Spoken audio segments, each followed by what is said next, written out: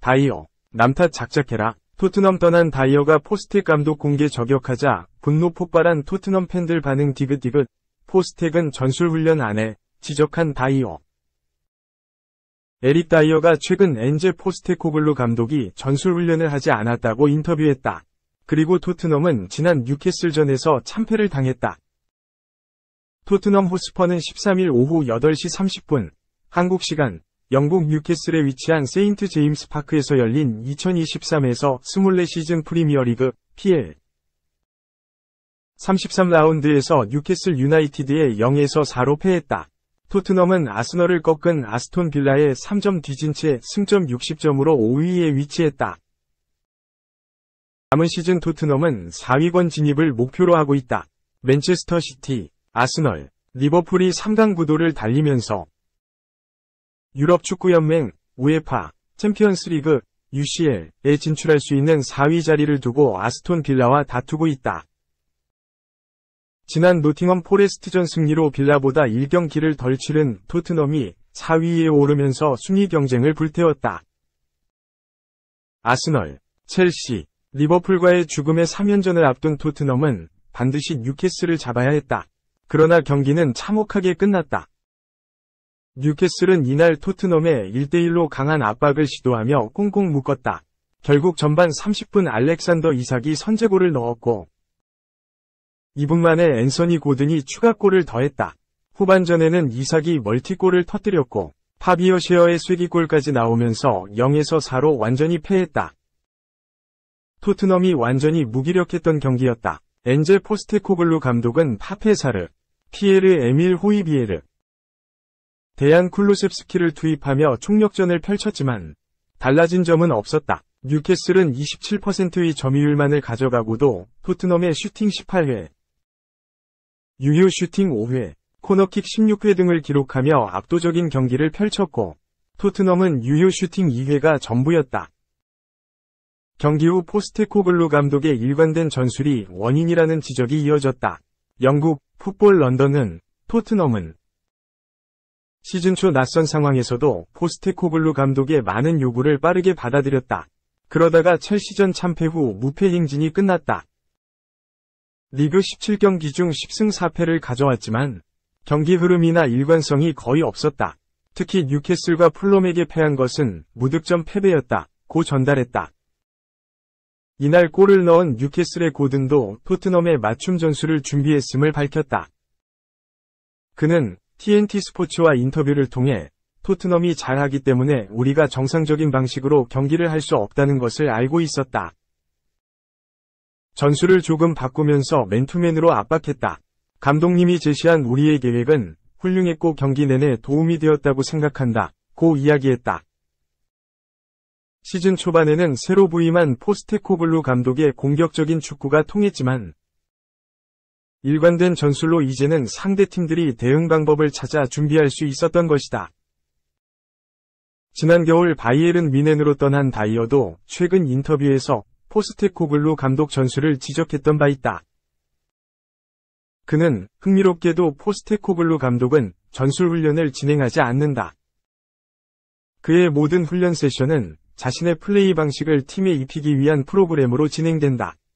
안토니오 콘테 감독은 정말 많은 전술 훈련을 진행했다. 무수한 반복 훈련을 통해 우리는 그러한 전술적인 움직임을 체득했다. 고 토트넘 전 감독 콘테와 비교했었다. 다이어는 포스테코글루 감독 부임 후 완전히 벤치로 밀려났다. 콘테 감독 체제 이전까지 꾸준히 신임받았지만 포스테코글루 감독은 400을 사용하며 크리스티안 로메로, 미키 반 더 벤을 기용했다. 핵심 센터백들의 부상에도 다이어는 많은 경기에 뛰지 못했다. 이후 지난 겨울 뮌헨으로 떠났고 김민재를 밀어내고 주전으로 자리 잡으며 반등에 성공했다. 실패한 영입, 김민재와 비교되네. 다이어. 또 독 언론이 기습 숭배 오른쪽 화살표. 정말 대단한 영입 플러스 탄탄한 선수. 독일의 바바리안 풋볼은 15일 한국 시각 켈른전에서 무실점을 유지하고 아스널전에 출전할 다이어라며 다이어를 조명했다. 다이어는 올 시즌 후반기 김민재를 밀어내고 주전으로 출전하며 큰 화제를 모았다. 김민재가 흔들리는 4위 후방에서 안정적인 경기력을 선보이며 투엘의 마음을 사로잡았다. 평소 팀에 헌신했던 김민재에게 호평으로 일관했던 독일 언론은 다이어의 활약에 미소를 날렸다. 호평을 쏟아냈다. 다이어에게 독일 언론은 관대했다. 투엘 감독도 더리우트와 다이어는 아주 좋은 활약을 펼쳤다. 그래서 이 두 선수를 선발로 기용하기로 했다. 라며 다이어가 더 좋은 활약을 펼쳤기 때문이라고 밝혔다. 김민재 제외 이유에 대해서는 김민재를 벤치에 둔 것은 힘든 결정이었다. 경기력과 아무 상관없다. 라고 덧붙였다. 다만 매 경기 활약이 이어졌던 것은 아니었다. 최근에는 실점의 빌미를 제공하며 조금씩 흔들렸다.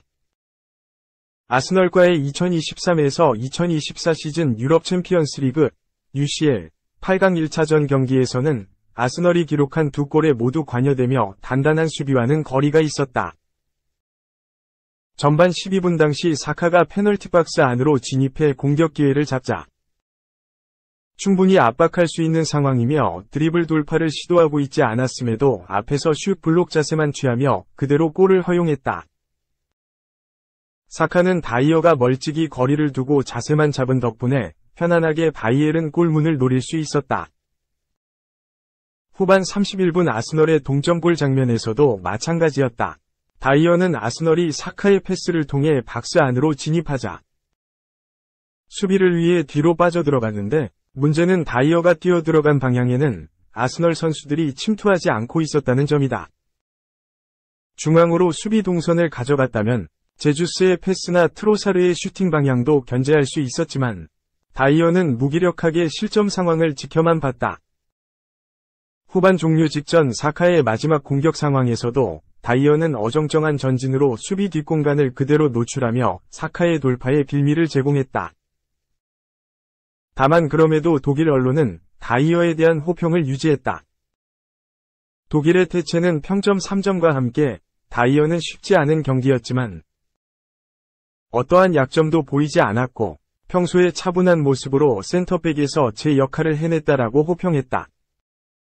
이어진 쾰른전에서도 선발 출전해 팀의 무실점 승리에 일조한 다이어는 다가오는 18일 아스널과의 유럽 챔피언스 리그 8강 2차전 선발도 유력하다. 경기를 앞두고 다이어에 대한 호평이 또 등장했다. 바바리안 풋볼은 다이어 영입은 정말 대단했다. 그는 리더로서 성격도 뛰어나고 탄탄한 선수다라며 다이어는 쾰른전 이후 경기 성과에 대해 만족한다고 밝혔다. 무실점 과정에서 다이어가 중요한 역할을 했다라며 다이어에게 좋은 평가를 쏟아냈다. 다이어도 아스널전을 앞둔 인터뷰에서 집단적으로 수비하고 올바른 에너지와 헌신이 필요하다. 팬들의 응원이 굉장할 것이기에 우리에게 도움이 될 것이다. 기대된다. 라며 출전 의지와 활약을 다짐했다. 아스널전을 앞두고 다시 한번 다이어에 대한 좋은 평가가 이어졌다. 1차전에서 부진했던 다이어가 2차전 아스널을 상대로 활약하며 올 시즌 주전자리 굳히기에 돌입할지도 귀추가 주목된다. 3. 김민재 제대로 쓸 차기 감독 위에다. 미는 1년 전 잘났던 나겔스만 다시 부른다.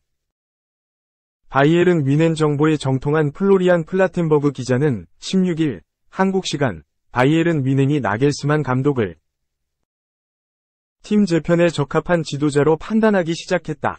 나겔스만 감독의 복귀를 지지하는 움직임이 엿보인다. 고 했다.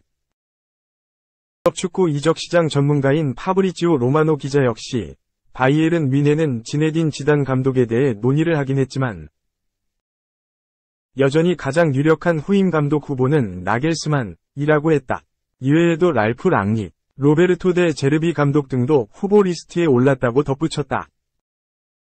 바이에른 뮌헨은 올여름 새로운 사령탑을 찾아야 한다. 토마스 투엘 감독은 이번 시즌까지만 바이에른 뮌헨을 이끌기로 했다. 성적 부진으로 크게 비판받던 지난 2월 내린 결정이다. 양측의 계약 기간은 2025년 6월까지 이나 올여름에 결별하기로 했다. 투엘 감독은 바이에른 뮌헨에서 여러 문제점을 보여주고 있다. 경기를 지배하지 못하는 전술 문제가 초기부터 대두됐지만 개선될 조짐을 찾아볼 수 없었다. 그러는 사이 바이에른 뮌헨은 우승이 당연하게 여겨지던 독일 분데스리가를 놓쳤다. 12시즌 연속 우승에 도전했던 이번 시즌 바이어 공사 레버쿠젠의 트로피를 넘겨줬다. 그것도 시즌 종료를 5경기나 남겨둔 시점에 조기 우승이 결정될 만큼 바이에른 뮌헨은 경쟁자조차 되지 못했다. 투엘 감독의 후임을 두고 지단 감독이 물망에 올랐다. 레알 마드리드를 지도하며 근래 없던 유럽 축구연맹, 우에파 챔피언스리그 3연패를 일궈냈던 명장이다. 지단 감독의 지도자 커리어는 오로지 레알 마드리드뿐이다. 2016년부터 2018년까지 레알 마드리드를 이끌었고 2019년에 다시 레알 마드리드로 복귀해 2021년까지 지휘했다. 두 차례에 걸쳐 레알 마드리드를 이끌며 스페인 프리메라리가 우승 2회, 챔피언스리그 우승 3회, 국제축구연맹, 피파, 클럽 월드컵 우승 2회 등을 달성했다. 2021년 레알 마드리드 감독직에서 물러나고 지금까지 현장으로 돌아오지 않고 있다. 그 사이 맨체스터 유나이티드와 파리 생제르맹, 프랑스 대표팀 등과 이야기를 나누는 모습이었으나 여전히 새로운 소속팀을 찾지 못했다. 이번에 바이에른 뮌헨과 연결됐다. 정상에서 내려온 팀을 다시 추스리는 데 있어 레알 마드리드에서 슈퍼스타를 다뤄봤던 지단 감독이 적합하다는 분석이 따랐다. 실제로 접촉은 한 모습이다. 로마노 기자는 바이에른 뮌헨과 지단 감독이 연결된 건 사실이다.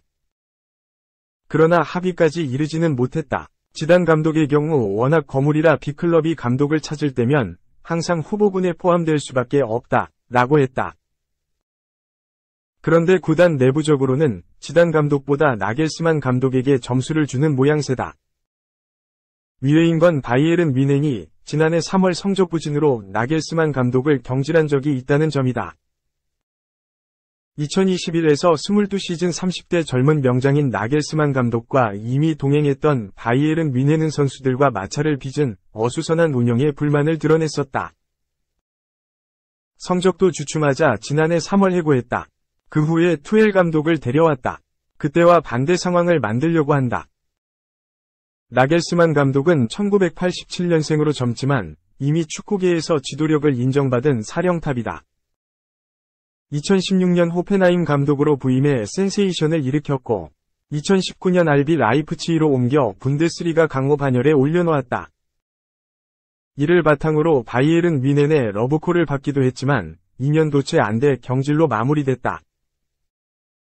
나겔스만 감독은 지난해 9월부터 독일 축구대표팀을 이끌고 있다. 한 차례 실패를 경험했고 지금 자국 대표팀을 맡은 나겔스만 감독을 1순위로 고려하는 게 쉬이 납득되지 않는다. 그러나 플라텐버그 기자는 바이에른 뮌헨은 사비 알론소 레버쿠젠 감독이 잔류를 밝힌 뒤 나겔스만 감독과 논의를 강화하고 있다며 점점 구체화된 소식이 나오고 있다. 최종 합의에 이르지 못했지만 바이에른 뮌헨은 나겔스만 감독에게 3에서 4년 계약을 제안했다고 말했다. 4. 북런던 라이벌 토트넘까지 울상. 2024년 리그 첫 패, 아스널. 빌라전 0에서 2패배. 리그 우승 4위 경쟁 모두 흔들. 아스널은 15일 한국 시각 영국 런던의 에미레이츠 스타디움에서 열린 에스턴 빌라와의 2023에서 2024 시즌 잉글랜드 프리미어리그 EPL 33라운드 경기에서 0대2로 패배했다. 아스널 승점 71은 이날 경기에서 패배하며 리그 선두 맨체스터 시티 승점 73에 밀려 2위에 자리하게 됐다. 아스널과 리버풀 모두 33라운드에서 패하며 선두 자리를 맨시티에게 내줬다. 에스턴 빌라 승점 63는 이번 승리로 한 경기 덜 치른 5위 토트넘 승점 60과의 격차를 벌렸다. 아스널의 패배가 토트넘에게도 최악의 결과가 될 수밖에 없었다. 홈팀 아스널은 4-3의 3포메이션으로 나섰다. 최전방 3톱에 부카요 사카, 가브리엘 제주스, 레안드로 트로사르가 자리했다. 중원은 마르틴 웨데고르, 데클런 라이스, 카이 하베르츠가 호흡을 맞췄다.